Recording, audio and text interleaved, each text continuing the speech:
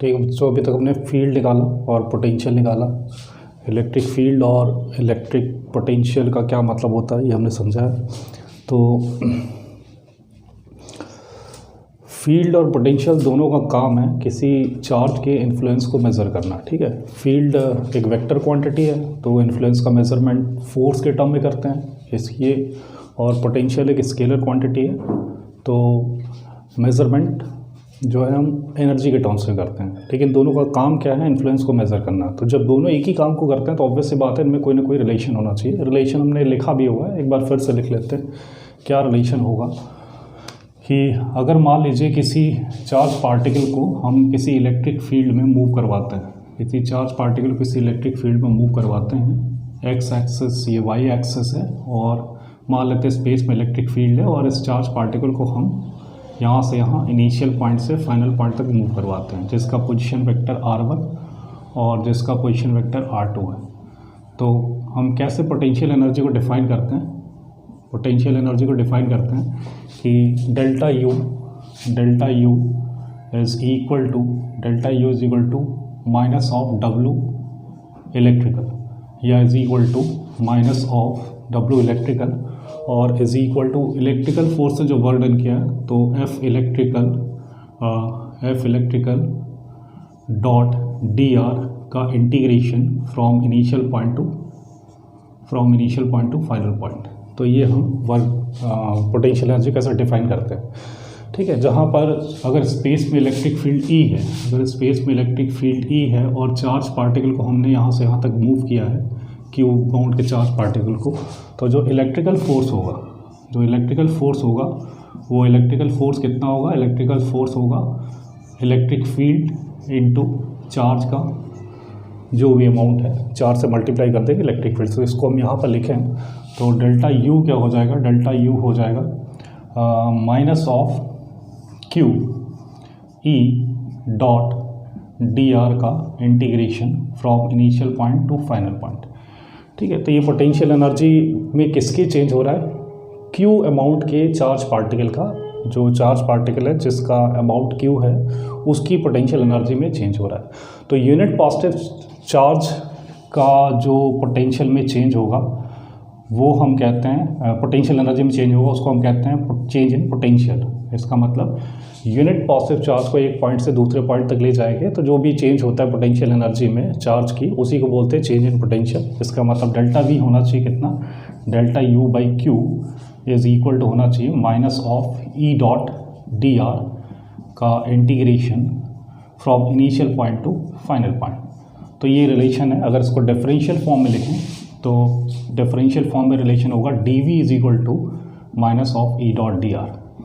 ठीक है। तो पोटेंशियल डिफरेंस और इलेक्ट्रिक फील्ड में ये रिलेशन है। ये रिलेशन आपको बहुत अच्छे से याद रखना है। कहीं पर भी इलेक्ट्रिक फील्ड पता है तो आप पोटेंशियल कैलकुलेट कर सकते हो, कहीं पर आपको पोटेंशियल पता है तो इलेक्ट्रिक फील्ड कैलकुलेट कर सकते हो। तो दोनों काम हम करेंगे। इलेक्ट्रिक फील्ड पता है तो उससे पोटेंशियल डिफरेंस क्या होगा वो कैलकुलेट कर सकते हैं, या पोटेंशियल पता है उससे इलेक्ट्रिक फील्ड कैलकुलेट कर सकते हैं। ठीक है। तो दोनों काम करेंगे वन बाई वन। तो सबसे पहले क्या करते हैं, ये रिलेशन आपको बहुत इंपॉर्टेंट है, याद रखना है। पोटेंशियल डिफरेंस और इलेक्ट्रिक फील्ड में क्या रिलेशन है। ठीक है। तो अगर हम क्या करें, अगर हम पहले निकालते हैं वन बाई वन, फील्ड से पोटेंशियल कैलकुलेट कर सकते हैं, पोटेंशियल से फील्ड कैलकुलेट कर सकते हैं, क्योंकि दोनों ही एक काम कर रहा है, किसी चार्ज के इन्फ्लुएंस को मेज़र करना है। तो सबसे पहले आप लिखें कि फील्ड से पोटेंशियल कैलकुलेट करते हैं तो पोटेंशियल डिफरेंस फ्रॉम फील्ड, तो पोटेंशियल जो है फील्ड से कैलकुलेट करेंगे। तो पोटेंशियल फ्रॉम फील्ड, तो ये कैलकुलेट करते हैं। ठीक है। एक इसमें अगर मान लीजिए इलेक्ट्रिक फील्ड यूनिफॉर्म हो जाए तो बड़ा आसान हो जाएगा। तो मान लेते हैं फॉर यूनिफॉर्म इलेक्ट्रिक फील्ड, अगर हम लिखें फॉर यूनिफॉर्म इलेक्ट्रिक फील्ड, तो इलेक्ट्रिक फील्ड अगर यूनिफॉर्म हो तो इलेक्ट्रिक फील्ड यूनिफॉर्म हो तो ये जो डी वी का रिलेशन है, D V is equal to कितना हो जाएगा? Minus of E dot D R. ठीक है। या फिर इसको इंटीग्रेट करेंगे तो delta V potential difference is equal to integration of minus of E dot D R from initial point to final point. तो initial point to final point या फिर हम लिख सकते हैं, चूँकि ई तो कांस्टेंट है, यूनिफॉर्म इलेक्ट्रिक फील्ड है, तो यूनिफॉर्म इलेक्ट्रिक फील्ड है तो ई इंटीग्रेशन से बाहर आ जाएगा, तो हम लिख सकते हैं ई और डॉट डी आर का integration from initial point to final point with minus sign. तो डेल्टा वी बड़ा आसानी से हो जाएगा, delta V is equal to हो जाएगा minus of E dot delta R, मतलब जिस पॉइंट से जिस पॉइंट तक ले गए उसका डिस्प्लेसमेंट और ई का डॉट प्रोडक्ट का माइनस साइन, ये हो जाएगा डेल्टा वी। तो यूनिफॉर्म इलेक्ट्रिक फील्ड में बड़ा आसान है पोटेंशियल डिफरेंस निकालना। तो लेट्स सपोज कि हमारे पास एक यूनिफॉर्म इलेक्ट्रिक फील्ड है, तो यूनिफॉर्म इलेक्ट्रिक फील्ड को कैसा रिप्रेजेंटेशन होता है, इक्यू स्पेस लाइन होती है, तो एक इक्यू स्पेस लाइन है, ये यूनिफॉर्म इलेक्ट्रिक फील्ड है। अगर इस यूनिफॉर्म इलेक्ट्रिक फील्ड में हम एक पॉइंट से दूसरे पॉइंट तक मूव करें तो पोटेंशियल में चेंज कैसा आएगा। तो लेट्स सपोज कि यूनिफॉर्म इलेक्ट्रिक फील्ड है और इस यूनिफॉर्म इलेक्ट्रिक फील्ड का अमाउंट ई है, ठीक है। कोई इनिशियल पॉइंट हम मान लेते हैं, कहीं पर हम बैठे हुए हैं, यहाँ से हम स्टार्टिंग करते हैं, तो लेट्स सपोज ये वो पॉइंट है, यहाँ से डिफरेंट डायरेक्शन मूव करेंगे और देखेंगे पोटेंशियल में क्या क्या चेंज आ रहा है, ठीक है। तो यूनिफॉर्म इलेक्ट्रिक फील्ड के लिए ये रिलेशन है, delta V is equal to minus E dot delta R, ठीक है। तो ओ पॉइंट से डिफरेंट डायरेक्शन मूव करेंगे, ये लिख लेते हैं कि जो यूनिफॉर्म इलेक्ट्रिक फील्ड के लिए जो रिलेशन है, delta V is equal to होता कितना है minus E dot delta R is displacement जहाँ से जहाँ तक गए हैं। तो ये रिलेशन हमारा यूनिफॉर्म इलेक्ट्रिक फील्ड के लिए, ठीक है।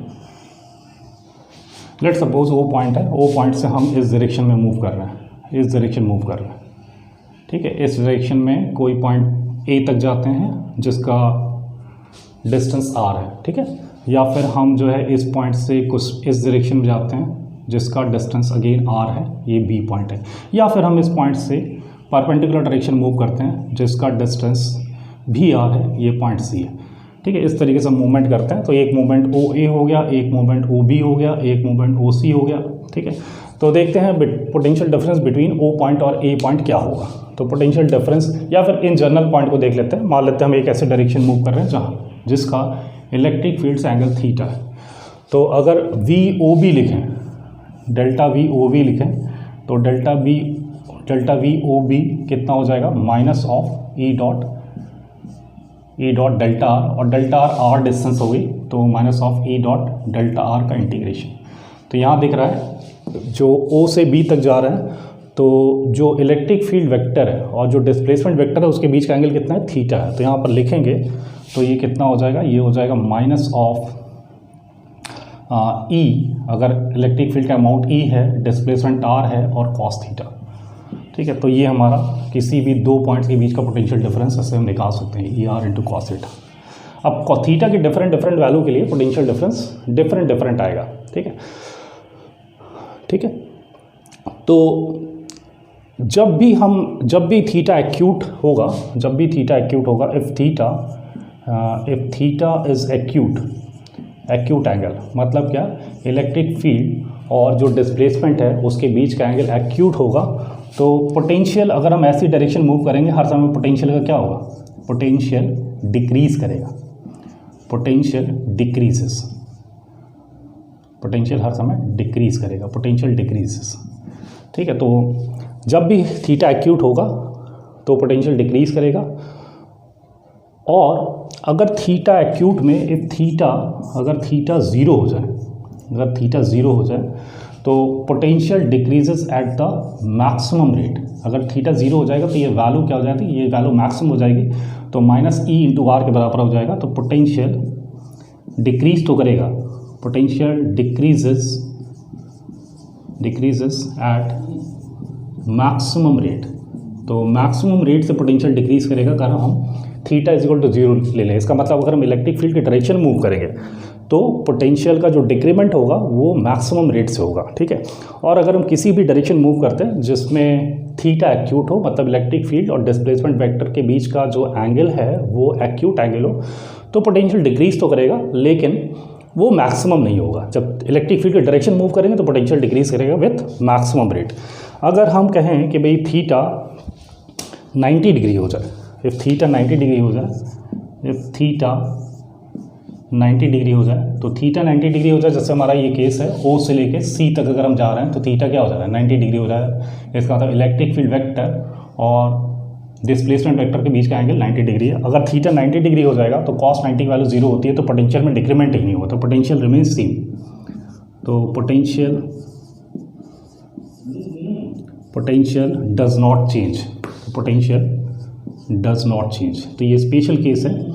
ऐसी डायरेक्शन इलेक्ट्रिक फील्ड अगर परपेंडिकुलर डायरेक्शन मूव करे तो पोटेंशियल कभी चेंज नहीं होगा, ठीक है।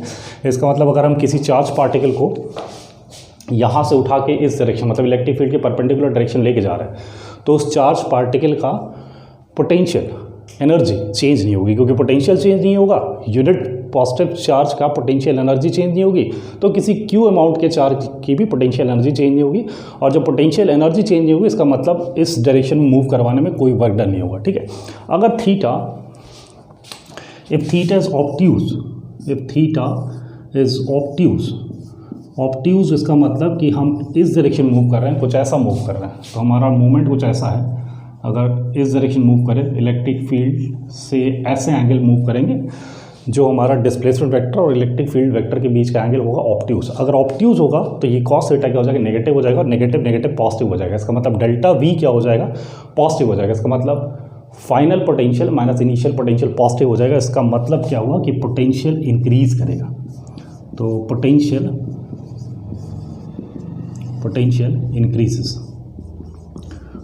इंक्रीजेस, ठीक है। और अगर if theta is exactly 180 degree, मतलब इलेक्ट्रिक फील्ड के हम एंटी पैरेलल डायरेक्शन में मूव करें, तो फिर से कॉस थीटा 180, तो कॉस 180 की वैल्यू हो जाएगी -1, तो ये minus minus E into R. तो पोटेंशियल इंक्रीज करेगा विथ मैक्सिमम रेट, तो पोटेंशियल इंक्रीज करेगा with maximum rate, potential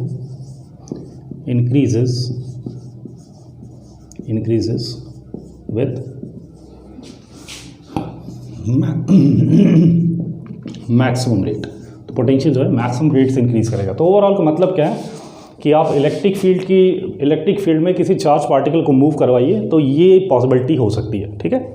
electric field में किसी चार्ज पार्टिकल को अगर इलेक्ट्रिक फील्ड के डायरेक्शन में मूव करवाएंगे, किसी चार्ज पार्टिकल को इलेक्ट्रिक फील्ड की डायरेक्शन मूव करवाएंगे, तो किसी पॉजिटिव चार्ज पार्टिकल को अगर आप इलेक्ट्रिक फील्ड की डायरेक्शन मूव करवाएंगे तो ऑटोमेटिकली मूव कर रहा है, मतलब आपको ज़रूरत नहीं है। अगर आप धीरे धीरे मूव करवा रहे हैं तो उल्टा आपको एनर्जी मिलेगी, ठीक है। तो इलेक्ट्रिक फील्ड की डायरेक्शन में मूव करेंगे तो पोटेंशियल सबसे तेज डिक्रीज होगा। किसी ऐसी डायरेक्शन में मूव करेंगे जिसका एंगल इलेक्ट्रिक फील्ड से एक्यूट है, तो पोटेंशियल डिक्रीज तो होगा, लेकिन वो मैक्सिमम रेट से नहीं होगा। इलेक्ट्रिक फील्ड के परपेंडिकुलर डायरेक्शन में मूव करेंगे तो पोटेंशियल में कोई चेंज नहीं आएगा। और अगर इलेक्ट्रिक फील्ड और डिस्प्लेसमेंट वेक्टर के बीच का एंगल ऑब्ट्यूज हो, 90 से बड़ा हो, तो अब पोटेंशियल इंक्रीज होगा। और अगर ये एंगल 180 हो जाए तो पोटेंशियल मैक्सिमम रेट से इंक्रीज होगा, ठीक है। ये आपको याद रखना है, ठीक है। तो अगर कोई पूछे भाई किस डायरेक्शन में आप मूव करवाएं एक चार्ज पार्टिकल को, सबसे ज़्यादा आपको वर्क करना पड़ेगा, तो आप कहोगे इलेक्ट्रिक फील्ड का ऑपोजिट डायरेक्शन मूव करवाएंगे, तो ऑब्वियस बात है सबसे ज़्यादा वर्क डन करना पड़ेगा।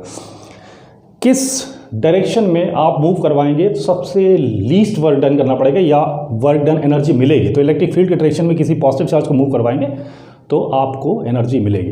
तो इसमें ये वाला जो है मेन इंपॉर्टेंट है, if theta is equal to 0 then potential does not change, ठीक है। तो इसको हम लिख लेते हैं, theta is equal to 0 potential does not change. तो ऐसे सरफेस को बोलते हैं equipotential surface. Potential does not change, इसका मतलब पोटेंशियल हर एक पॉइंट पर सेम रहेगा। तो अगर आप ओसी डायरेक्शन मूव करिए, ठीक है, ऐसे सरफेस को क्या बोलते हैं, इक्विपोटेंशियल सरफेस, नाम ही है इक्विपोटेंशियल सरफेस, इसका नाम ही है। इसका मतलब क्या कि सरफेस के हर एक पॉइंट पर पोटेंशियल क्या होगा, सेम होगा। इक्विपोटेंशियल सरफेस के हर एक पॉइंट पर potential is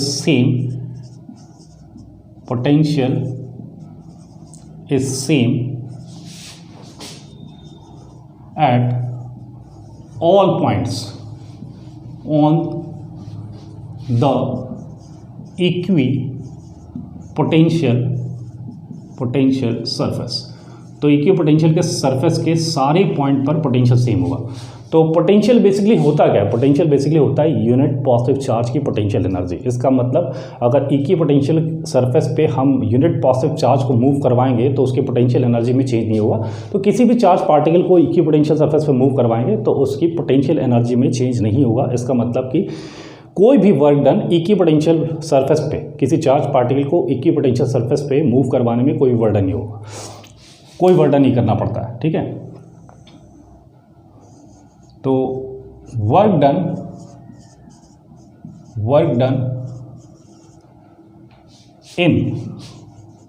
in moving a charged particle on equipotential surface is zero। Equipotential surface पे किसी भी चार्ज पार्टिकल को मूव करवाएंगे तो कोई work done, no work is done if the charge particle is to move on equipotential surface. अगर charge particle को equipotential surface पर मूव करवाना है तो कोई वर्क डन नहीं होगा। अब इक्विपोटेंशियल सरफेस मिलते कहाँ?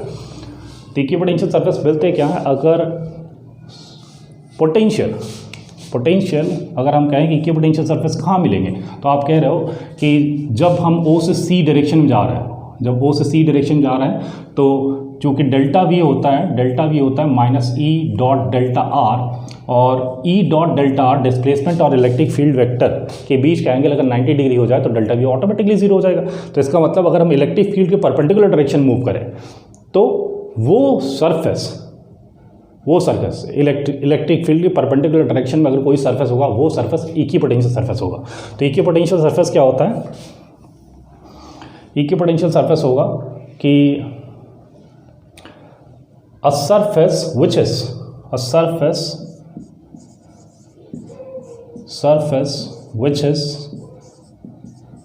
is perpendicular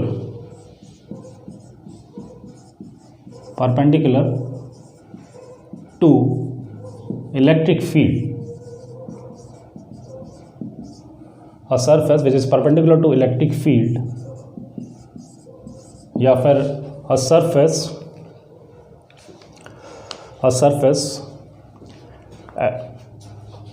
which is perpendicular to electric field, मतलब सरफेस के हर एक पॉइंट पर फील्ड जो है सरफेस के परपेंडिकुलर। तो surface which is perpendicular to the electric field is called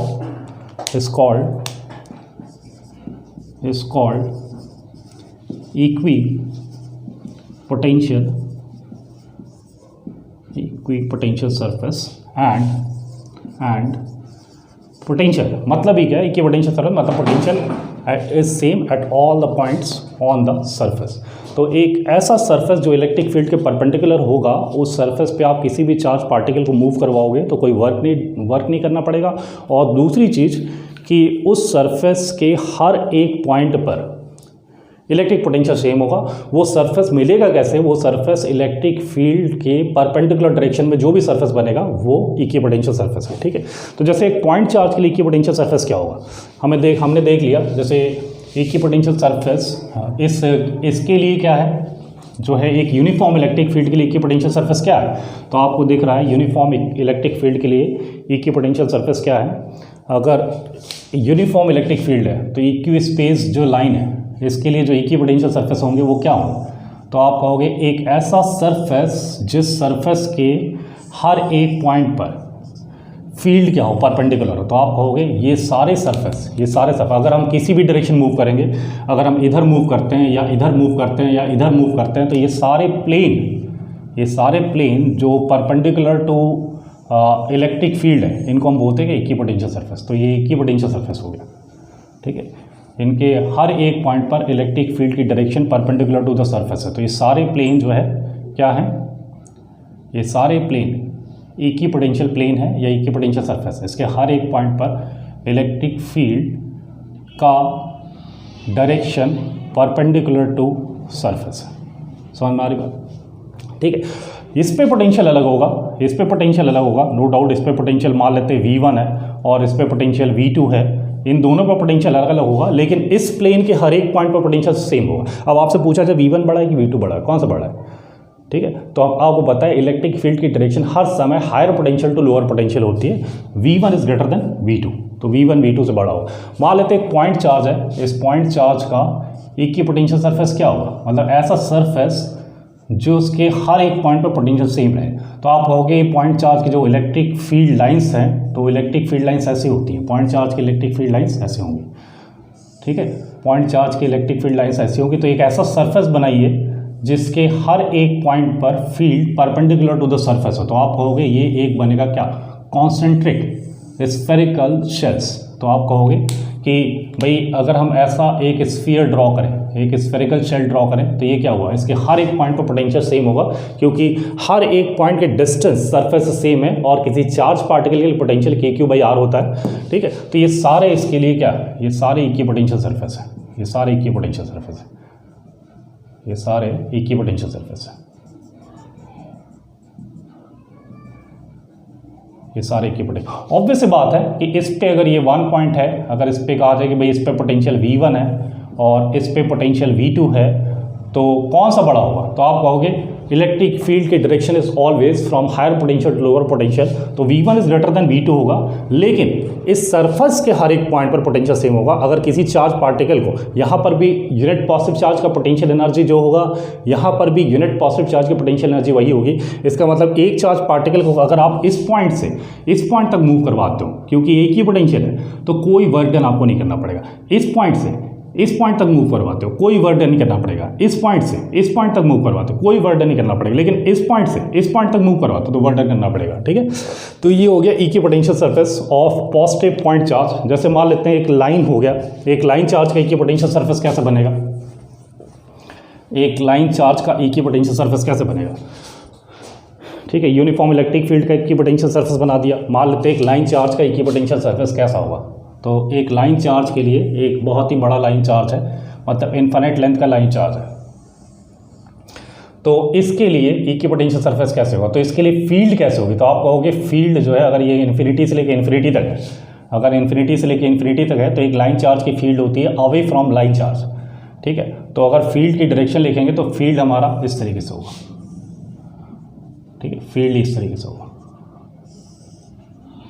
तो इक्विपोटेंशियल सरफेस कैसे होगा? इक्विपोटेंशियल सरफेस के हर एक पॉइंट पर इलेक्ट्रिक फील्ड जो है परपेंडिकुलर होगा। इसका मतलब इसका अगर देखें तो ये बनेगा कॉन्सेंट्रिक सिलेंड्रिकल शेल, या ऐसे सारे सिलेंड्रिकल शेल बनेंगे जिनका एक्सिस सेम हो, तो ये सारे इक्विपोटेंशियल सरफेस होंगे।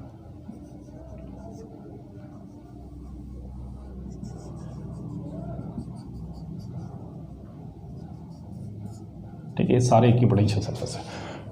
ठीक है, समझ में आ रही बात? तो इक्विपोटेंशियल सरफेस कैसे डिफाइन करते हैं? ऐसा सरफेस एकदम सेम, जो है उसका नाम ही से समझ में आ रहा है, ऐसा सरफेस जिसके हर एक पॉइंट पे पोटेंशियल की वैल्यू सेम हो।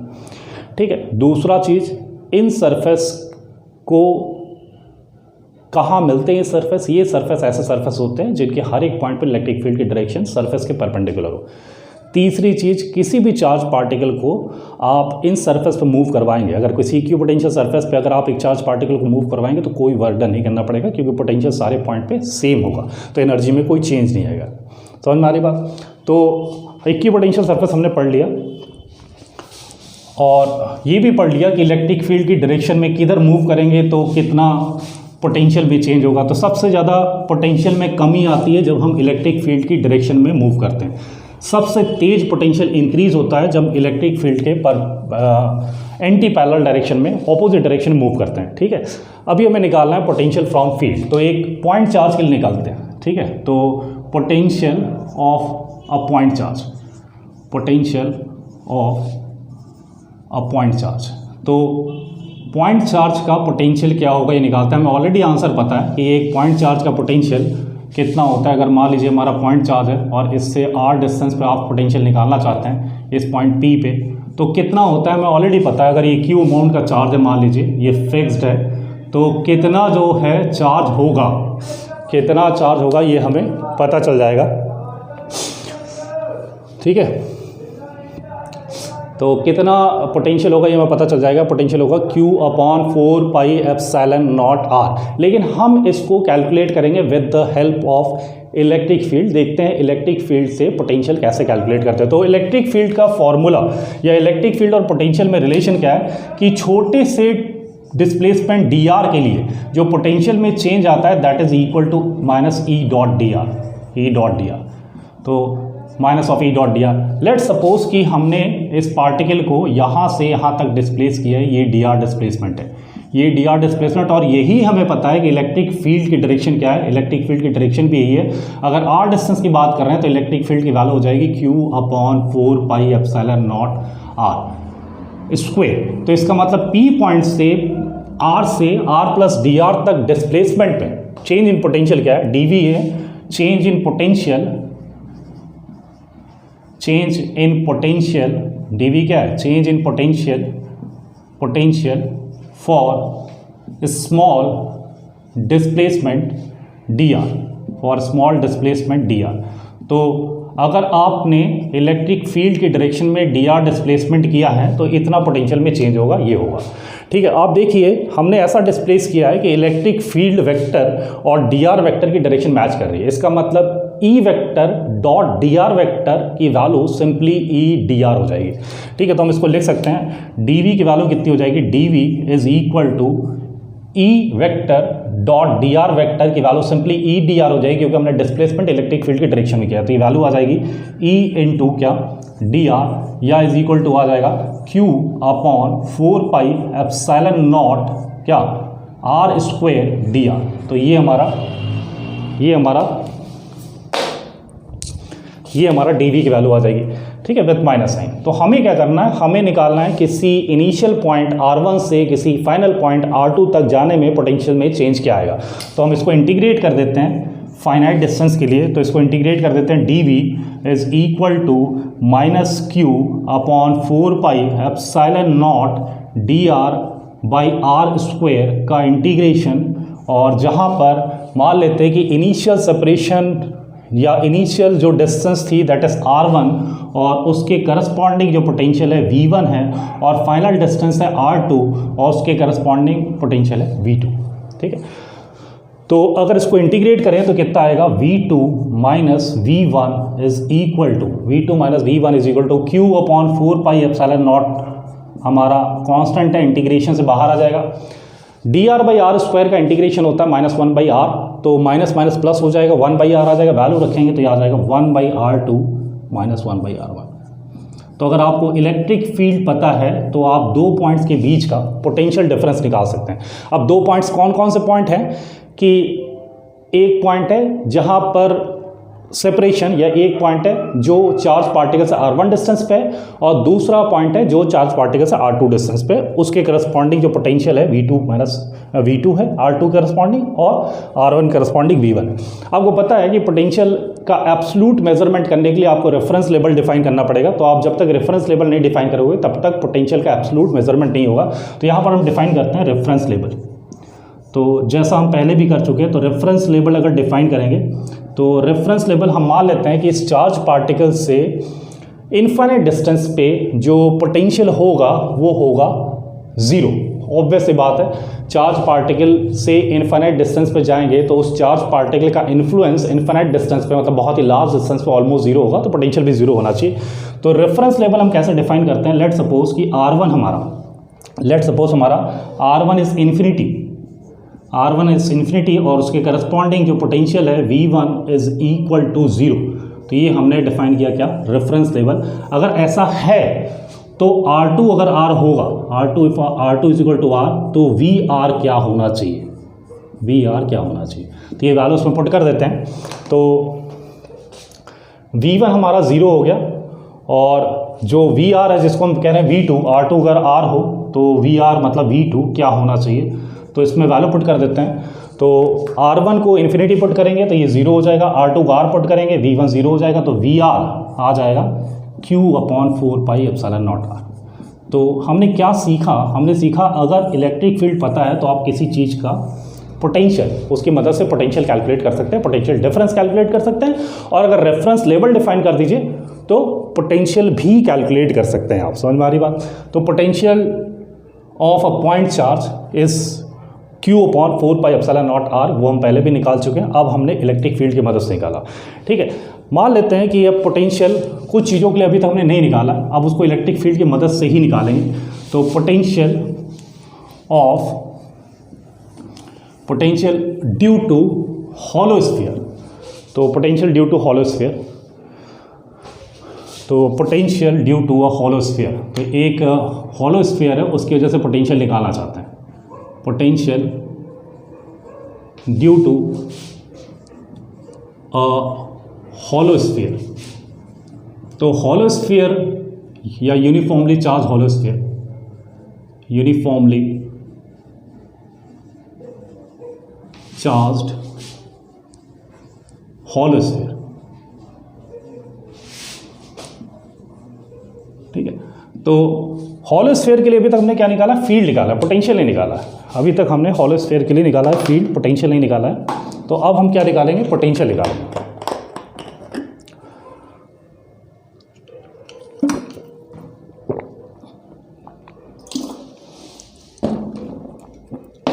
हॉलो स्फीयर के लिए अभी तक हमने फील्ड निकाला है, अब हम क्या निकालेंगे? पोटेंशियल निकालेंगे।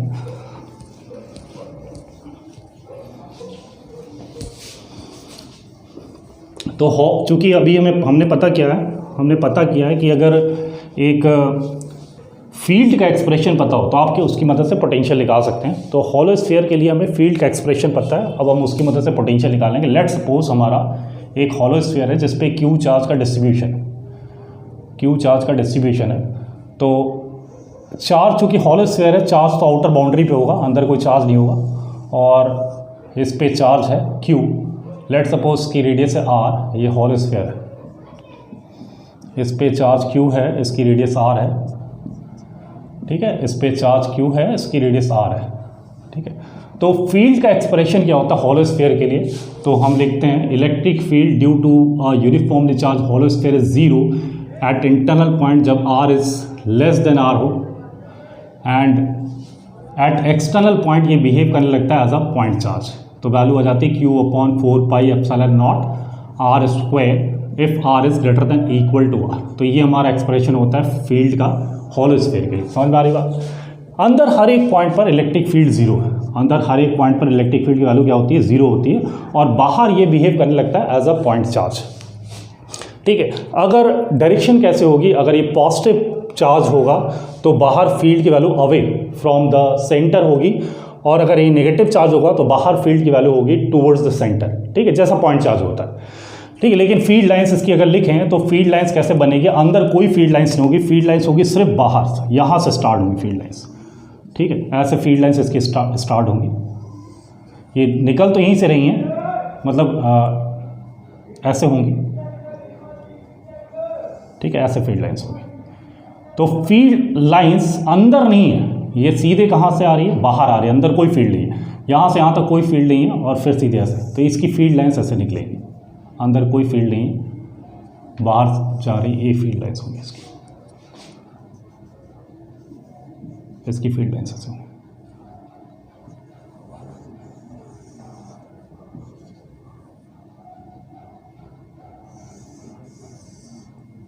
ठीक, अगर ये पॉजिटिव चार्ज है तो इसकी फील्ड लाइंस ऐसे होंगी, इलेक्ट्रिक फील्ड हर एक जगह रेडियली आउटवर्ड होगी। और अगर ये नेगेटिव चार्ज है, ये सारे एरो जो है हम क्या कर देंगे? उल्टे कर देंगे, सारे एरो उल्टे कर देंगे।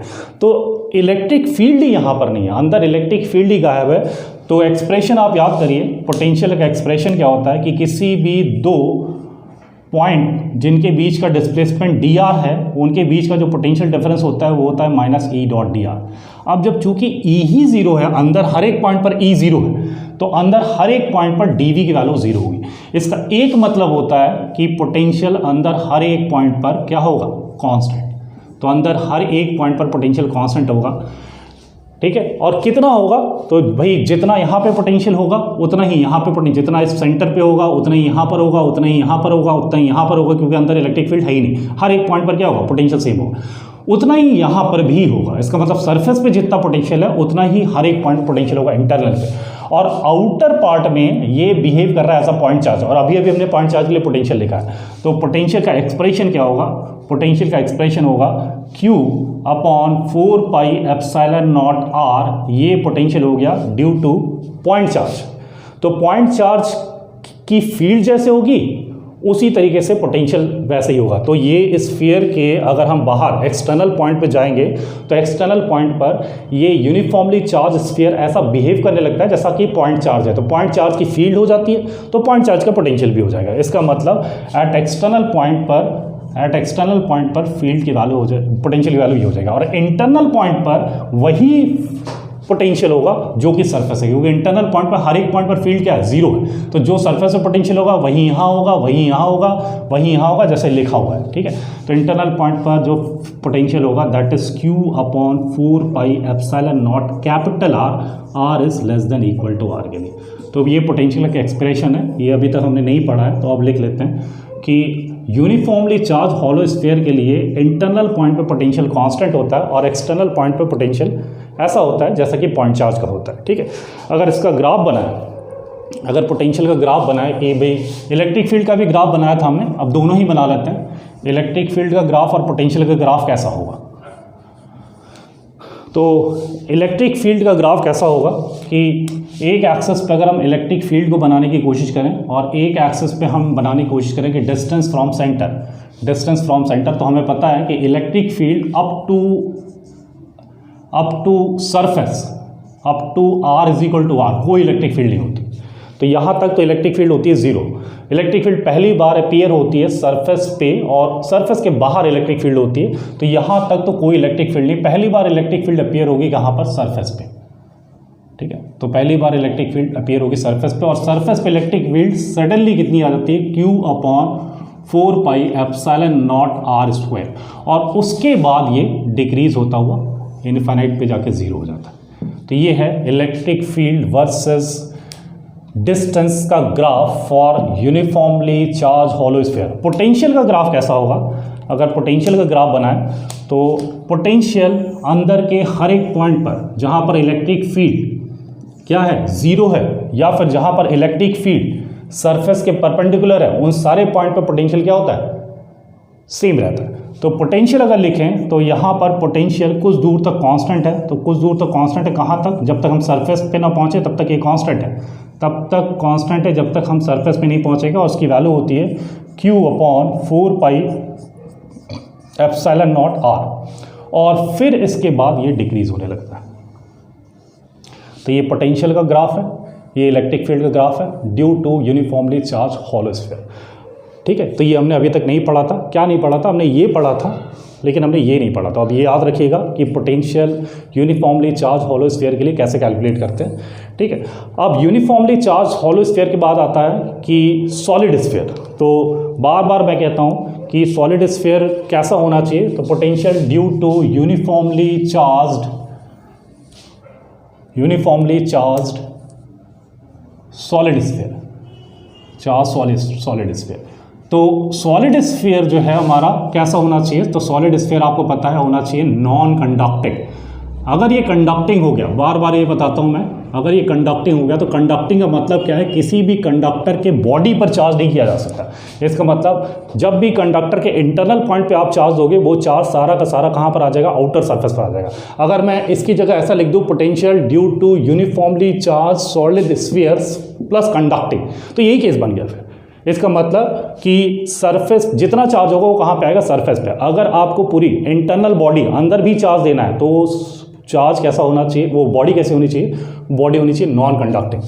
तो अब अगर हमारे पास एक non conducting uniformly charge solid sphere है, पूरी बॉडी पे चार्ज दिया, ठीक है, तो उसके लिए पोटेंशियल कैसे लिखें, जहाँ पर हमें फील्ड का एक्सप्रेशन पता है वहाँ पर हम पोटेंशियल बहुत ईजिली कैलकुलेट कर सकते हैं। तो फील्ड से पोटेंशियल बहुत इजीली कैलकुलेट कर सकते हैं। तो मान लीजिए कि इस बार हमारे पास एक यूनिफॉर्मली चार्ज सॉलिड स्फीयर है, ठीक है। इसका फील्ड का एक्सप्रेशन हमने लिखा हुआ है। इस फील्ड को हमने दो तरीके से कैलकुलेट किया था, एक तो हॉलो स्फीयर की फील्ड को इंटीग्रेट करके और दूसरा गॉस थ्योरम अप्लाई करके। चूँकि यहाँ पर सिमेट्री है तो गॉस थ्योरम अप्लाई करके ये हमने किया था। ये हम बॉडी के इंटरनल पूरे वॉल्यूम पे चार्ज का डिस्ट्रीब्यूशन है, और ऐसा तभी पॉसिबल है जब बॉडी नॉन कंडक्टिंग होगी। अगर ये बॉडी कंडक्टिंग होती तो ये पूरा चार्ज कहाँ पे आ जाता, आउटर सरफेस पे आ जाता है, ये पूरा charge outer surface. Let suppose कि इस पे जो चार्ज दिया है उसका अमाउंट Q है और जो रेडियस है उसका रेडियस R है, ठीक है। तो इसकी फील्ड लिखें तो फील्ड कैसी होती है, इसकी अगर फील्ड लिखें तो फील्ड कैसी होती है, तो फील्ड का एक्सप्रेशन होता है E is equal to Q upon 4 pi epsilon naught RQ into R when R is less than R। तो इंटरनल पॉइंट पे फील्ड ऐसी होती है और एक्सटर्नल पॉइंट पर फिर से ये बिहेव करने लगता है Q upon 4 pi epsilon naught R square, जैसा कि पॉइंट चार्ज होता है। तो जहाँ पर पॉइंट चार्ज का फील्ड होगा वहाँ पर पॉइंट चार्ज का पोटेंशियल होगा। इसका मतलब एक्सटर्नल पॉइंट पे अगर इस यूनिफॉर्मली चार्ज सॉलिड स्फीयर की वजह से पोटेंशियल लिखें तो एक्सटर्नल पॉइंट पर ये बिहेव करने लगता है एज अ पॉइंट चार्ज, तो पॉइंट चार्ज की फील्ड तो पॉइंट चार्ज का पोटेंशियल। इसका मतलब एक्सटर्नल पॉइंट पर हमें चिंता करने की जरूरत नहीं, इसका आंसर हमें पता है, इसका आंसर नहीं पता है, ठीक है, इसका आंसर नहीं पता है। तो हम लिख सकते हैं एट एक्सटर्नल पॉइंट जो पोटेंशियल की वैल्यू होगी एट एक्सटर्नल पॉइंट वो कितना होगा, वो होगा V is equal to point charge की फील्ड तो पॉइंट चार्ज का potential 4 pi epsilon naught R when R is greater than equal to R। समझ में आ रही बात, ठीक है। अब ये बार बार कैसे लिख दे रहे हैं कि पॉइंट चार्ज की फील्ड तो पॉइंट चार्ज का पोटेंशियल, क्योंकि पॉइंट चार्ज की फील्ड से हमने पॉइंट चार्ज का पोटेंशियल कैलकुलेट किया हुआ है, अभी कैलकुलेट किया था कि एक पॉइंट चार्ज का पोटेंशियल कैसे निकालते हैं। तो एक्सटर्नल पॉइंट पर ये पूरा जो सॉलिड स्फीयर बिहेव करने लगता है एज अ पॉइंट चार्ज, तो पॉइंट चार्ज की फील्ड हो जाती है। तो उसी तरीके से एक्सटर्नल पॉइंट पर जब ये पॉइंट चार्ज जैसे बिहेव करने लगेगा तो पॉइंट चार्ज का पोटेंशियल हो जाएगा।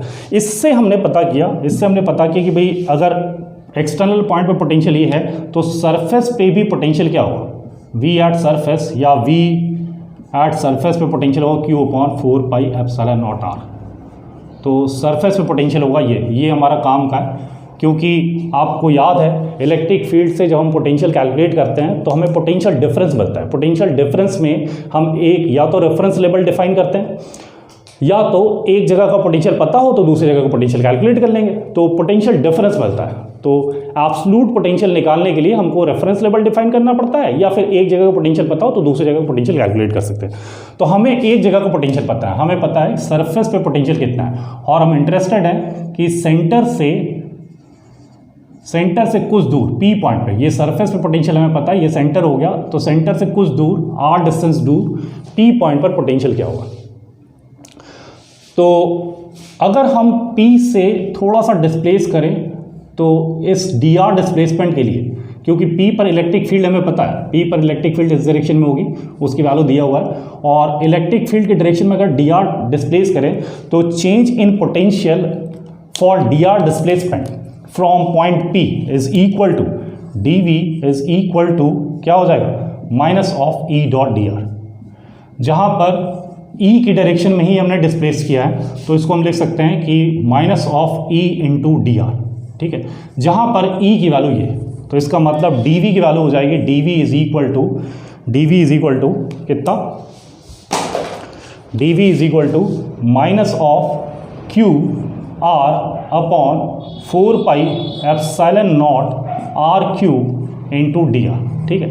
इसको अगर इंटीग्रेट करें तो इंटीग्रेट कर देते हैं तो dV is equal to Q constant है, Q बाहर ले लिया, 4 pi epsilon naught R cube, ये पूरा कांस्टेंट इसको बाहर लिए, बचा R dr का इंटीग्रेशन, इसको इंटीग्रेट करें तो किसी दो पॉइंट के बीच में इंटीग्रेशन करना है, इनिशियल पॉइंट से फाइनल पॉइंट। तो इनिशियली हम कहाँ पर थे, P पॉइंट पे थे, तो उसका पोटेंशियल जो हम इंटरेस्टेड है वो निकालना Vp, और फाइनली हम कहाँ पहुँच गए, सरफेस पे पहुँच गए। तो सरफेस पे वैल्यू हो जाएगी P पॉइंट पर R की वैल्यू R थी और सरफेस पे R की वैल्यू कैपिटल R हो जाएगी, तो यहाँ पे पोटेंशियल Vs हमें पता है, Vp निकालना है। तो इसको इंटीग्रेट करेंगे तो कितना आ जाएगा, Vs minus Vp is equal to, यहाँ पर एक माइनस साइन है, तो Q minus Q upon 4 pi epsilon naught R Q, और ये आ जाएगा R square minus R square by 2, ठीक है, R square minus R square by 2। जहाँ पर सरफेस पे जो पोटेंशियल है इसकी वैल्यू है Q/4πε0r। तो सरफेस पे पोटेंशियल पता है, P पे पोटेंशियल निकालना है, रीअरेंज करेंगे, लिखेंगे तो एक्सप्रेशन आ जाएगा Vp इज इक्वल टू, मतलब इंटरनल पॉइंट पोटेंशियल की वैल्यू आ जाएगी Q/4πε0r इंटू 3/2 1 - r²/3r²। ठीक है, ये आ जाएगा पोटेंशियल एट इंटरनल पॉइंट। कहाँ से है? इस पास वैल्यू पुट की है, इसमें ये वैल्यू पुट कर दी, इसको रीअरेंज किया, Vp की वैल्यू निकाली, Vp की वैल्यू इतनी आ गई। इसका मतलब अगर इसको फिर से लिखें तो ये पूरा हमने कैसे निकाला देख लिया हमने। अगर आप लिखें पोटेंशियल का फाइनल एक्सप्रेशन, एक uniformly charge solid sphere, non conducting solid sphere के लिए पोटेंशियल को लिखें तो पोटेंशियल का एक्सप्रेशन क्या आ जाएगा? पोटेंशियल का एक्सप्रेशन आएगा, पोटेंशियल का एक्सप्रेशन क्या आ जाएगा? पोटेंशियल आएगा V is equal to Q/4πε0r into 3/2 1 - r²/3r²। ये होगा internal point potential when r is less than equal to r, और when r is greater than equal to r तब तो कोई प्रॉब्लम ही नहीं है, ये पॉइंट चार्ज जैसे बिहेव करने लगेगा। तो पॉइंट चार्ज का पोटेंशियल Q/4πε0r। ठीक है, समझ में आ रही बात? तो ये पोटेंशियल का एक्सप्रेशन हमने निकाला है, जो कि अभी तक नहीं पता था हमें। अब आपको याद रखना है कि potential uniformly charge solid sphere जो कि नॉन कंडक्टिंग हो उसके लिए इंटरनल पॉइंट पे ये होता है, एक्सटर्नल पॉइंट पे ये होता है। ठीक है, इसका ग्राफ बनाया अगर हम यहाँ पर वैल्यू रख के देख सकते हैं, जब r इज इक्वल टू 0 रखेंगे तो सबसे ज़्यादा पोटेंशियल होगा। तो सेंटर पे सबसे ज़्यादा पोटेंशियल होता है, जब r इज इक्वल टू 0 रखेंगे तो सेंटर मिलेगा, और सेंटर पे पोटेंशियल होगा, ये सरफेस पे पोटेंशियल है, तो सेंटर पे potential equal to 3/2 times potential at the surface. तो पोटेंशियल जो भी सरफेस पे होगा उसका 1.5 गुना पोटेंशियल सेंटर पे होगा। तो सेंटर पे सबसे ज़्यादा पोटेंशियल होता है, उसके बाद ये डिक्रीज होता है सरफेस तक, और फिर उसके बाद फिर से डिक्रीज होता है, इनफाइनाइट पे जाके 0 हो जाता है। लेकिन इसका डिक्रीज होने का बिहेवियर जो है वो अलग अलग होता है। इसका अगर हम ग्राफ बनाएं,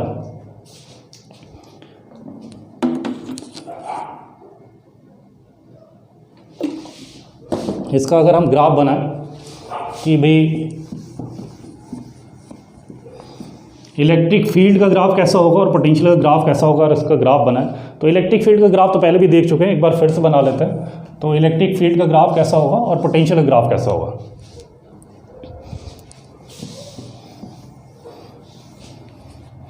तो एक एक्सिस पे हम इलेक्ट्रिक फील्ड को बना रहे हैं, एक एक्सिस पे डिस्टेंस फ्रॉम सेंटर r बना रहे हैं। ठीक है, ये इलेक्ट्रिक फील्ड है। तो पहले क्या होता है, इलेक्ट्रिक फील्ड लीनियरली इंक्रीज कर रहा है, r के साथ लीनियरली इंक्रीज कर रहा है। तो पहले लीनियरली इंक्रीज करता है, कहाँ तक? सरफेस तक। सरफेस पे फील्ड की वैल्यू मैक्सिमम होती है, सरफेस तक ये लीनियरली इंक्रीज करेगा। सरफेस पे फील्ड की वैल्यू मैक्सिमम होती है, और मैक्सिमम वैल्यू होती है Q/4πε0 क्या? r²। और उसके बाद ये फील्ड डिक्रीज होने लगता है, इनफाइनाइट पे जाके 0 हो जाएगा। ठीक है, तो ये हमारा इलेक्ट्रिक फील्ड का एक्सप्रेशन है। पोटेंशियल का एक्सप्रेशन बनाया गया तो सबसे ज़्यादा पोटेंशियल होता है कहाँ पर? सेंटर पे। तो ये वाला पॉइंट सेंटर ही का पॉइंट है, सेंटर से डिस्टेंस लिख रहे हैं। r क्या है? r है डिस्टेंस फ्रॉम सेंटर, r है distance from centre, distance from centre. ठीक है, तो अगर पोटेंशियल का r के साथ ग्राफ बनाए तो सबसे ज़्यादा पोटेंशियल होता है सेंटर पे, और सेंटर पे पोटेंशियल होता है, फिर ये डिक्रीज होगा, और फिर ये डिक्रीज होगा, फिर ऐसा करके ऐसा डिक्रीज होगा, एक बार बिहेवियर चेंज हो जाता है। ठीक है, तो यहाँ पर ये पॉइंट है सेंटर का, यहाँ पर पोटेंशियल होता है 3Q/8πε0r, सबसे ज़्यादा पोटेंशियल यहाँ पर होता है। फिर ये डिक्रीज होता है पैराबोलिक वे में, ये पॉइंट है सरफेस पे, इस सरफेस में पोटेंशियल क्या होगा? सरफेस पोटेंशियल होता है Q/4πε0r। ठीक है, उसके बाद डिक्रीज होने लगता है। ये वाला तो पता ही हमें, ये वाला बिहेवियर कैसे है, इसमें v is proportional to 1/r² है, तो सॉरी 1/r है, v is proportional to 1/r है। इसका मतलब ये ग्राफ क्या हुआ? ये ग्राफ हुआ, ये वाला हुआ हाइपरबोला, तो ये हाइपरबोलिक वे में हाइपरबोला, और ये वाला हुआ, आप ये देखिए, ये पैराबोला का एक्सप्रेशन है, तो ये पैराबोला। तो पैराबोलिक वे में पहले डिक्रीज होता है और जब सरफेस को क्रॉस करते हैं तो हाइपरबोलिक वे में डिक्रीज होता है। जब सरफेस को क्रॉस करेंगे तो कैसे डिक्रीज होगा, हाइपरबोलिक वे में डिक्रीज होगा। हाइपरबोला समझते ही होंगे आप कि अगर x y is equal to r square है या कांस्टेंट है तो इसको हाइपरबोला बोलते हैं। तो यहाँ पर हमें पता है कि ये एक्सप्रेशन है v इंटू आर करेंगे तो कांस्टेंट आ जाएगा, तो इधर का हाइपरबोला और इधर का पैराबोला, तो पैराबोला और हाइपरबोलिक वे में हम इसको निकाल सकते हैं। इसी को हम दूसरे तरीके से भी कर सकते हैं, इसको हम दूसरे तरीके से कर सकते हैं। एक ऐसा ही प्रैक्टिस के लिए करते हैं, देखते हैं शायद आपको समझ में आ जाए। इसको हमने किसकी मदद से निकाला, हमने फील्ड की मदद से पोटेंशियल कैलकुलेट किया है। किसके लिए, uniformly charged non conducting solid sphere के लिए। अभी हम क्या करते हैं, अभी हम हॉलो स्फीयर के लिए पोटेंशियल का एक्सप्रेशन जानते हैं और उसकी मदद से सॉलिड स्फीयर का पोटेंशियल लिखते हैं। ठीक है, तो सॉलिड स्फीयर का पोटेंशियल हम निकालने की कोशिश करते हैं इंटरनल पॉइंट पर। एक्सटर्नल पॉइंट पर प्रॉब्लम ही नहीं है, तो इंटरनल पॉइंट पर निकालते हैं। चूँकि हॉलो स्फीयर का हमें पोटेंशियल का एक्सप्रेशन पता है, तो उसी तरीके से हम क्या करेंगे, उसी की मदद से, यहाँ पर हम फील्ड की मदद से नहीं निकाल रहे हैं, यहाँ पर मदद से किसकी निकाल रहे हैं, क्योंकि हॉलो स्फीयर का हमें पोटेंशियल का एक्सप्रेशन पता है, तो हॉलो स्फीयर की मदद से हम जो है इसका पोटेंशियल निकालेंगे। एक तरीका है दूसरा निकालने का। ठीक है, आंसर तो हमारा आ ही चुका है, हमने इलेक्ट्रिक फील्ड की मदद से पोटेंशियल निकाला है। अब हम हॉलो स्फीयर के पोटेंशियल की मदद से इसका पोटेंशियल कैलकुलेट करेंगे। ठीक है, एक्सटर्नल पॉइंट पे कोई प्रॉब्लम नहीं है और इसको हम मान सकते हैं कि ये कॉम्बिनेशन है किसका, बहुत large number of spherical shells का। तो उस large number of spherical shells में से क्या क्या एक हमने कंसिडर कर लिया, तो एक हमने स्फेरिकल शेल कंसिडर किया, एक हमने स्फेरिकल शेल कंसिडर किया। इसको मान सकते हैं this is collection of large number of spherical shell, और उसमें से एक हमने स्फेरिकल शेल लिया हुआ है। ठीक है, जिसकी रेडियस है x, जिसकी रेडियस है x, जिसकी विड्थ है dx। तो x रेडियस और dx विड्थ का हमने एक स्फेरिकल शेल लिया। तो ये हमारा कंसीडर्ड शेल है जो हमने लिया हुआ है, considered shell of radius x and width dx, width dx। ठीक है, एक बार मैं पोटेंशियल का एक्सप्रेशन लिख देता हूँ हॉलो स्फीयर के लिए, ताकि आप उससे रिलेट कर पाए क्या करने जा रहे हैं हम लोग। तो हॉलो स्फीयर के लिए पोटेंशियल होता है Q/4πε0 r। ठीक है, जब r is less than r हो और जब r is greater than r हो तो हमारा होता है Q/4πε0 स्मॉल r।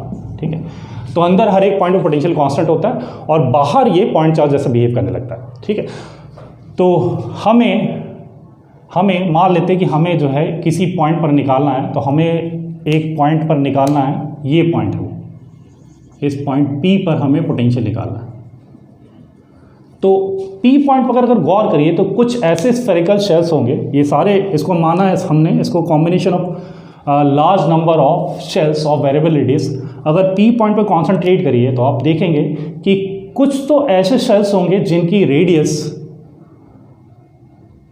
P की डिस्टेंस से कम है। इसका मतलब कुछ तो ऐसे स्फेरिकल शेल्स होंगे जिनके लिए P क्या है, एक्सटर्नल पॉइंट है, और कुछ ऐसे स्फेरिकल शेल्स होंगे जिनके लिए P क्या है, इंटरनल पॉइंट है। समझ में आ रही बात? तो ये दोनों चीज़ हमें लगेगी। कुछ ऐसे शेल्स होंगे जिनके लिए P एक्सटर्नल पॉइंट है और कुछ ऐसे शेल्स होंगे जिनके लिए P इंटरनल पॉइंट है। इसका मतलब हर एक शेल पे हमें चार्ज भी चाहिए, क्योंकि हर एक शेल का चार्ज जो है वेरिएबल है, तो हर एक शेल पे चार्ज भी चाहिए। तो वो कैलकुलेट करता है सबसे पहले कि हर एक शेल पे कितना चार्ज है। तो ये जो हमने शेल कंसीडर किया है, इसका वॉल्यूम कितना होगा, तो आप कहोगे इसका जो सरफेस एरिया है वो सरफेस एरिया हो जाएगा 4πx² और उसकी विड्थ dx है, तो इसका वॉल्यूम होगा dx। और वॉल्यूम चार्ज डेंसिटी क्या होगा, तो आप कहोगे वॉल्यूम चार्ज डेंसिटी मतलब charge per unit volume, Q charge total 4/3πr³ पे डिस्ट्रीब्यूटेड है। ठीक है, तो ये वैल्यू हो जाएगी कितना, 3Q/4πr³। ये हमारा हो जाएगा वॉल्यूम चार्ज डेंसिटी।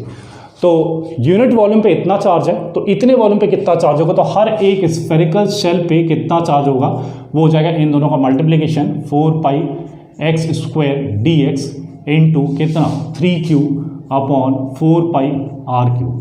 ठीक है, 4π कैंसिल हो गया, ये कितना आ गया 3Qx² dx और अपॉन r³। ठीक है, तो ये एक्सप्रेशन आ गया हमारा डी क्यू का। तो d q is equal to 3q x square, 4 pi cancel हो गया डी एक्स। अब हम पोटेंशियल अगर लिखें, पोटेंशियल एट पॉइंट P, तो ये हो गया potential due to all those shells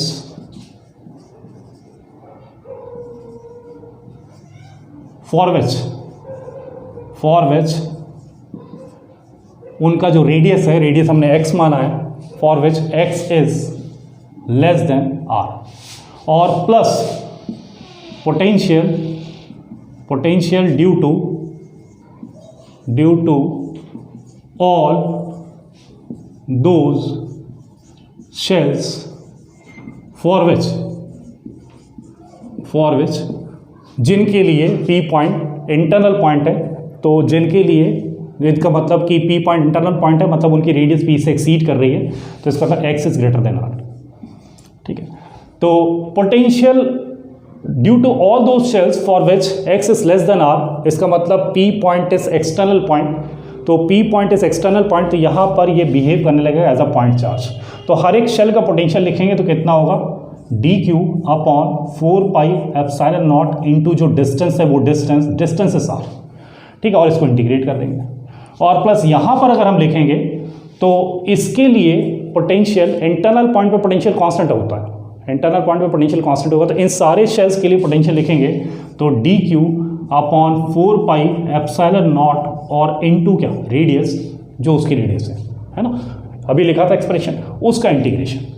ठीक, तो इसको कहाँ से कहाँ तक इंटीग्रेट करना है, इस वाले को, तो इस वाले को इंटीग्रेट करना है जब x जब 0 से लेके r तक रहे, तो 0 से लेके r तक के लिए P पॉइंट क्या होगा, P पॉइंट एक्सटर्नल पॉइंट होगा, और जब x r से लेके कैपिटल R तक रहे तो उसके लिए P पॉइंट क्या होगा, इंटरनल पॉइंट होगा। तो इसको हमें इंटीग्रेट करना है, तो इसको इंटीग्रेट कर देते हैं। डी क्यू की वैल्यू भी पता है, 4 पाई एप्सिलॉन नॉट बाहर आ जाएगा, वहाँ वैल्यू लिखा है, तो 3q upon 4 pi epsilon naught r q into r, और एक्स स्क्वायर डी एक्स का इंटीग्रेशन फ्रॉम 0 टू r, और प्लस फिर से 3q upon 4 pi epsilon naught, यहाँ x है, x कैंसिल हो जाएगा, तो आर क्यू और x dx का integration from r to r। ये दो आपको इंटीग्रेट करना है, इंटीग्रेट करके एक्सप्रेशन लिखना है। एक्सप्रेशन फिर से वही आ जाएगा, जब आप सॉल्व करके लिखोगे तो वैल्यू आ जाएगी 3q upon 8 pi epsilon naught r 1 minus r square by 3r square. तो इस तरीके से भी आप पोटेंशियल कैलकुलेट कर सकते हैं। एक प्रैक्टिस के लिए एक सवाल किया है हमने सर, क्योंकि आंसर तो मैं ऑलरेडी पता ही था ये आंसर आना है, तो इसको इंटीग्रेट करेंगे, जोड़ के लिखेंगे, यही हमारा आंसर आ जाएगा। तो क्या सीखा हमने सीखा कि अगर आपको इलेक्ट्रिक फील्ड पता है, अगर आपको स्पेस में इलेक्ट्रिक फील्ड पता है, तो किसी भी दो पॉइंट के बीच का पोटेंशियल डिफरेंस आप कैलकुलेट कर सकते हैं, या किसी दो पॉइंट के बीच में चार्ज पार्टिकल का मूवमेंट करवाने में कितना वर्क डन लगेगा ये भी कैलकुलेट कर सकते हैं, क्योंकि सब पोटेंशियल का ही खेल है। ठीक है, तो मान लेते हैं एक और सवाल करते हैं। एक लाइन चार्ज के लिए दो पॉइंट्स के बीच का पोटेंशियल डिफरेंस कैलकुलेट करने की कोशिश करते हैं। इलेक्ट्रिक फील्ड पता है तो पोटेंशियल डिफरेंस कैलकुलेट हो जाएगा। ठीक है, इलेक्ट्रिक फील्ड पता है तो पोटेंशियल डिफरेंस कैलकुलेट हो जाएगा। अगर आपको इलेक्ट्रिक फील्ड पता है तो पोटेंशियल डिफरेंस कैलकुलेट करने का तरीका क्या है, ये आप बार बार मैं बता रहा हूँ, आप सीख लीजिए। ठीक है, तो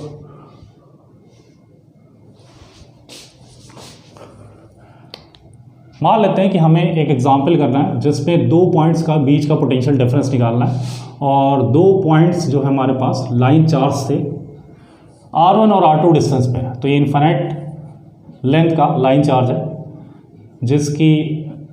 जिसका charge per unit length lambda है। तो charge per unit length lambda इससे दो पॉइंट हमें लिखते हैं, एक पॉइंट P है और एक पॉइंट Q है। इन दो पॉइंट्स के बीच का पोटेंशियल डिफरेंस क्या होगा। तो मान लेते हैं P की डिस्टेंस है R1 और Q की डिस्टेंस है R2। तो इन दो पॉइंट के बीच का पोटेंशियल डिफरेंस निकालना, हमें निकालना find the potential difference between point P and point Q। तो निकालना क्या हमें, फाइंड Vp माइनस Vq।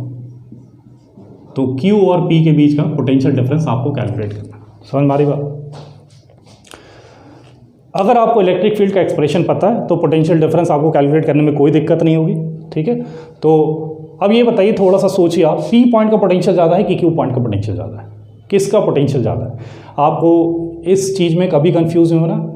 हर समय आपको होता है electric field higher potential to lower potential होती है। तो एक लाइन चार्ज के लिए इलेक्ट्रिक फील्ड अगर किसी पॉइंट पर लिखें, कोई जनरल पॉइंट अगर हम यहाँ से R ले लें, कोई जनरल पॉइंट यहाँ से R ले लें, तो R पॉइंट पर लाइन चार्ज के लिए फील्ड की वैल्यू होती है कितनी?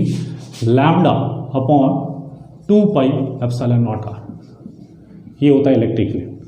तो इलेक्ट्रिक फील्ड हर समय हायर पोटेंशियल से लोअर पोटेंशियल पे होगा, तो P पर पोटेंशियल ज़्यादा होगा, Q पर पोटेंशियल कम होगा। ये तो ऐसे ही हो गया। लॉजिकली भी आप कह सकते हैं पोटेंशियल क्या होता है? यूनिट पॉजिटिव पॉइंट चार्ज की, यूनिट पॉजिटिव चार्ज की पोटेंशियल एनर्जी। कहाँ से लाने में? इन्फिनिट से लाने में। तो जब हम इन्फिनिट से किसी यूनिट पॉजिटिव चार्ज को उठा के लाएंगे तो हमें वर्क करना पड़ेगा। जब हम Q तक लेके जाएंगे तो हमें कम वर्क करना पड़ेगा कि Q इससे ज़्यादा दूर है। और जब हम P तक लेके जाएंगे तो हमें क्या करना पड़ेगा? और ज़्यादा वर्क करना पड़ेगा, क्योंकि P हमारा इसके और पास है। हम जितना पास जाएंगे उतना ज़्यादा इस पुश के अगेंस्ट हमें वर्क करना पड़ेगा। समझ में आ रही बात? कोई हमको धक्का मार रहा है, हम उसके पास जा रहे हैं, तो हम जितना उसके पास जाएंगे उतना ज़्यादा हमें वर्क करना पड़ेगा उस धक्के के अगेंस्ट। तो जितना ज़्यादा हम इस वायर के पास जाएंगे उतना ज़्यादा वर्क करना पड़ेगा, और उतना ज़्यादा ही हमारा वर्क पोटेंशियल एनर्जी के फॉर्म में स्टोर हो जाएगा। तो ऑब्वियस सी बात है, P पर पोटेंशियल ज़्यादा होना चाहिए एज़ कम्पेयर टू Q। और जितना दूर जाते जाएंगे उतना पोटेंशियल क्या होता जाएगा? कम होता जाएगा। जब इन्फिनिट पे जाएंगे तो पोटेंशियल क्या हो जाएगा? 0 हो जाएगा। तो हमें क्या करना है? इन दोनों पॉइंट्स के बीच का पोटेंशियल डिफरेंस निकालना है। और पोटेंशियल डिफरेंस निकालने के लिए हमें एक तरीका पता है। अगर इलेक्ट्रिक फील्ड पता है तो पोटेंशियल डिफरेंस निकाल सकते हैं। तो हमने एक जनरल पॉइंट पर इलेक्ट्रिक फील्ड लिखा, और इस जनरल पॉइंट पर इलेक्ट्रिक फील्ड लिखने के बाद हमने थोड़ा सा डिस्प्लेसमेंट dr किया। इलेक्ट्रिक फील्ड और dr की डायरेक्शन हमने एक ही ली। तो potential difference for dr displacement अगर लिखें, पोटेंशियल डिफरेंस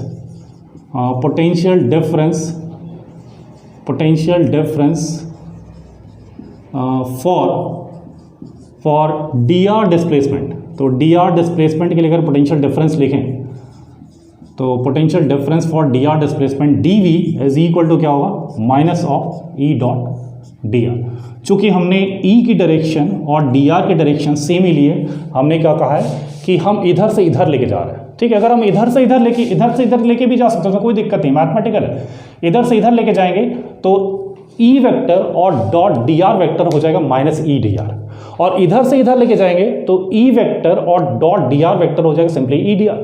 तो आपको ध्यान रखना है कि किधर से किधर लेके जा रहा है। तो आप इलेक्ट्रिक फील्ड की डायरेक्शन में लेके जा रहे हैं, तो इलेक्ट्रिक फील्ड की डायरेक्शन लेके जाएंगे तो हमारा E डॉट dr सिंपली बन जाएगा कितना? Minus of E into dr। ठीक है, तो dv is equal to E into dr। E का हमें एक्सप्रेशन पता है, E is lambda upon 2 pi epsilon naught क्या? R। तो E हमें पता है lambda upon 2 pi epsilon naught R, और dr विथ माइनस में। ठीक है, ये dv हो गया। किधर से किधर ले गए? आप इलेक्ट्रिक फील्ड की डायरेक्शन में ले जा रहे हैं। अब आप इसको इंटीग्रेट करेंगे तो आपका आंसर आएगा। इसको इंटीग्रेट करते हैं तो dv इज इक्वल टू क्या? Lambda upon 2 pi epsilon not, ये सब कांस्टेंट है, बाहर आ गया, और साथ में dr बाई r का इंटीग्रेशन। ठीक है, कहाँ से कहाँ तक ले जाना है? तो आपने डायरेक्शन अपनी चूज़ की है, तो आपने इलेक्ट्रिक फील्ड की डायरेक्शन ली है। इसका मतलब हम P से Q पे जा रहे हैं, ना कि Q से P पे जा रहे हैं। Q से P पे जा सकते हैं, लेकिन अगर Q से P पे जाते हैं तो यहाँ पर E डॉट dr की वैल्यू हो जाएगी माइनस E dr। ठीक है, E vector dot dr vector की वैल्यू हो जाएगी माइनस E dr, और ये माइनस माइनस हो जाएगा प्लस।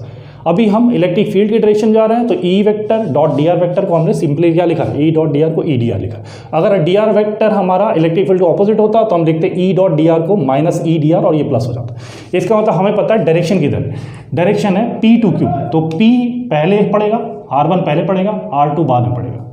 ठीक है, और उसी तरीके से पोटेंशियल में Vp पहले पड़ेगा और Vq क्यों बाद में पड़ेगा। ठीक है, इसको इंटीग्रेट करेंगे तो आ जाएगा Vq minus Vp is equal to minus of lambda 2 pi epsilon naught, और इसका इंटीग्रेशन आपको पता है ln होता है, ln R2 बाई R1। तो ये आ गया दोनों के बीच का पोटेंशियल डिफरेंस। पता भी हमें P का पोटेंशियल ज़्यादा होना चाहिए, Q का पोटेंशियल कम होना चाहिए, तो ये नेगेटिव इसी वजह से आ गया। तो Vp माइनस Vq अगर निकाला जाए, Vp minus Vq is equal to lambda upon 2 pi epsilon naught ln r2 by r1। ठीक है, ln r2 बाई r1। ठीक है, अब कोई भी सवाल आपसे पूछा जाए, जैसे पूछा जाए कि भाई एक चार्ज पार्टिकल को P पे रिलीज किया गया, एक चार्ज पार्टिकल को P पे रिलीज किया गया और जब वो Q पे पहुंचेगा तो उसकी स्पीड क्या होगी। P पे रिलीज किया है, जब वो Q पे पहुंचेगा तो उसकी स्पीड क्या होगी। तो आप क्या कहोगे, P से Q तक जाने में पोटेंशियल में चेंज क्या हो, इतना चेंज हो, इतना पोटेंशियल डिक्रीज हो गया। तो ये पोटेंशियल डिक्रीज हुआ, इसका मतलब यूनिट पॉजिटिव चार्ज की इतनी पोटेंशियल एनर्जी में डिक्रीमेंट हुआ है। तो किसी Q चार्ज की पोटेंशियल एनर्जी में डिक्रीमेंट कितना होगा, Q से मल्टीप्लाई कर देंगे तो आप कहोगे इतनी एनर्जी रिलीज हुई है और वो एनर्जी काइनेटिक एनर्जी के फॉर्म में कन्वर्ट हो गई। तो Q into lambda upon 2 pi epsilon naught ln r2 by r1 is equal to half mv square. ऐसा आपसे पूछा जाए कि भाई Q पॉइंट से P पॉइंट तक किसी चार्ज पार्टिकल को लेके जाना है, कितना वर्क डन करना पड़ेगा। तो Q पॉइंट से P पॉइंट तक आप किसी चार्ज पार्टिकल को लेके जाएंगे तो कितना वर्क डन करना पड़ेगा। तो Q पॉइंट से P पॉइंट तक जाने में पोटेंशियल में इतना इंक्रीमेंट हो रहा है। इसका मतलब यूनिट पॉजिटिव चार्ज की पोटेंशियल एनर्जी Q पॉइंट से P पॉइंट तक जाने में इतनी बढ़ जा रही है। तो किसी Q चार्ज की पोटेंशियल एनर्जी Q पॉइंट से P पॉइंट तक जाने में मल्टीप्लाइड बाई Q बढ़ जाएगी, इतना ही आपको वर्क डन करना पड़ेगा। तो इस तरीके से आप इलेक्ट्रिक फील्ड और पोटेंशियल को रिलेट कर सकते हैं। आगे हम सीखेंगे कि अगर पोटेंशियल गिवन हो तो इलेक्ट्रिक फील्ड कैसे निकालते हैं। अभी हमने क्या सीखा कि अगर इलेक्ट्रिक फील्ड गिवन है तो 2 पॉइंट का पोटेंशियल डिफरेंस बहुत ईजिली कैलकुलेट कर सकते हैं।